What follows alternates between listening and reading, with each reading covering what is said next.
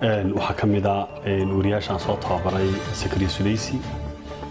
waxaa ka mid ah oo sahan jooga waxaa ka mid ah Fanta Cabdiraxmaan Fantastic oo sana jooga Ariel TV waxaa jooga Khalid Bakayle oo MMTV jooga Maxamed Saciid Gahno Maxamed Mooto oo dabcan waxaa kaloo ka mid ah Cabdifataax Xareed waxaa kaloo ka mid ah oo asna jooga Rays waxaa kaloo ka mid ah ninka aanan qiimihiisa halkan soo koobi karin Cabdisamed Giire oo asna halkan ka salaamaya asna dhamaantood waan salaamaya waa kuwa Macalin Yaasiin haddaan Macalin Yaasiin wax yar idinka taabto waxa weeye suxufi waa aabe waa macallin waa maamule waxaan ku dhashay magaalada Burco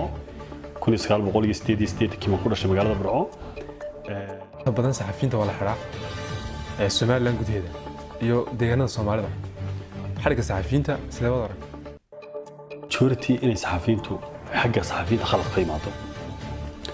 oo dhibka ugu badan uu saxafiyiinta xaggooda ka yimaado taas oo aan oran karayo ma yihiin anu qof dawladda u shaqeeya oo dawladda u doodayo dawladda u doodaya laakiin majority boqolkiiba 70 saxafiyiinta ayaa khaldamaan anu aaminsanay sababtan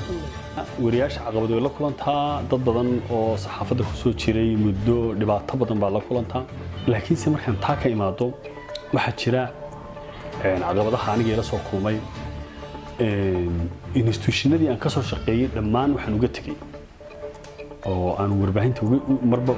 aan meherad uga baxayay aan marba TV uga tegay marba institution uga tegay fikirka aan sito iyo fikirka ayagu ay wataan ma kala jaadooda